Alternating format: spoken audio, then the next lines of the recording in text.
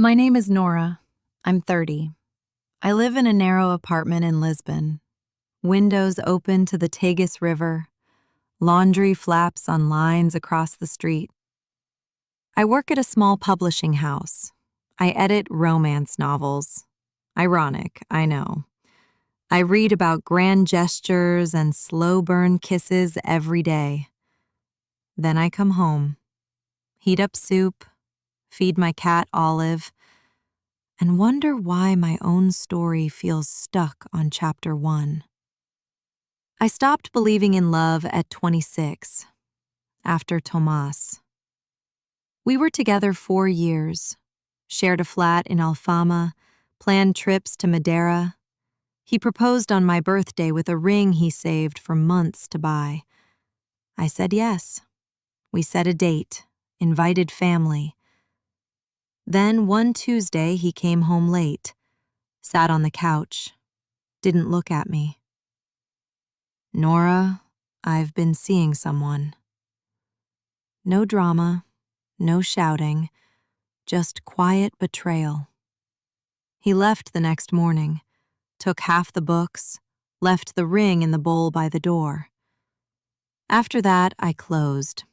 Dates felt pointless. Flirting at bars made me tired. I told friends I was fine alone. And I almost was. I traveled solo to Porto, walked the Douro at sunset, read poetry on trains.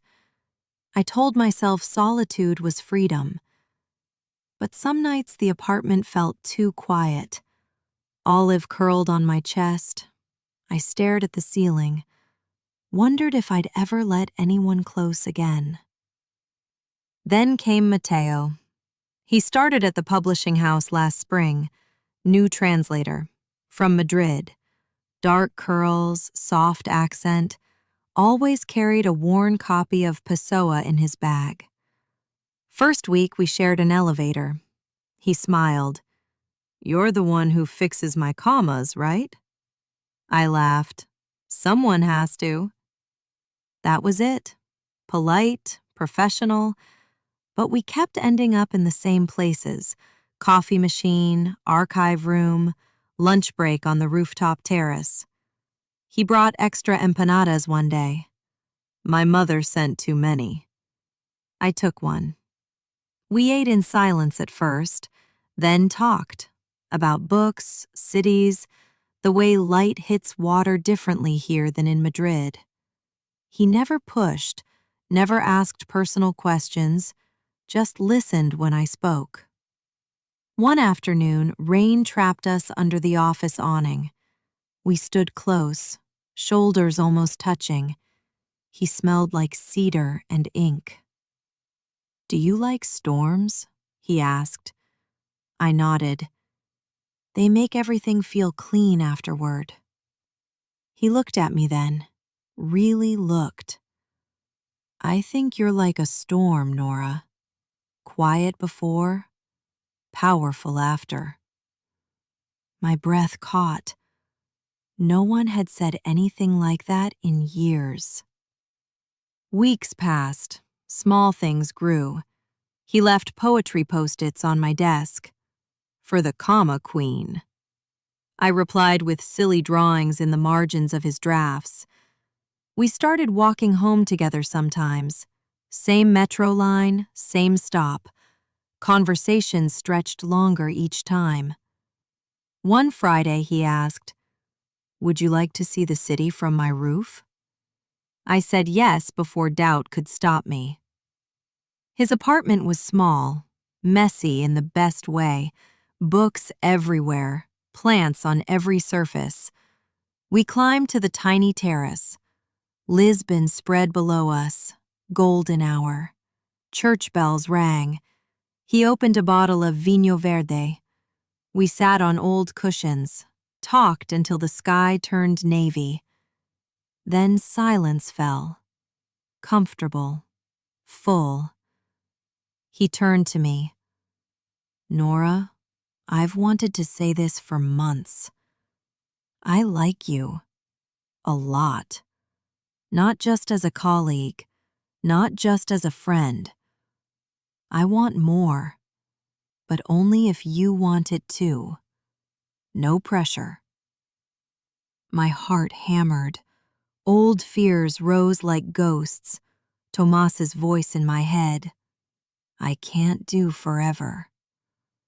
I looked at Mateo. His eyes were steady, patient, waiting. I took a breath. I'm scared, I said. I've been hurt, badly. I don't know if I remember how to do this. He nodded. I know. I can wait. Or we can go slow. Or we can just keep drinking wine and talking about books. Whatever fears seeing. Something inside me cracked.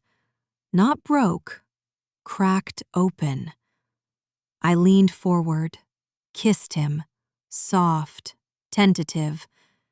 His hand found my cheek, warm, steady. When we pulled apart, he smiled, small, real. That was worth waiting for. We didn't rush.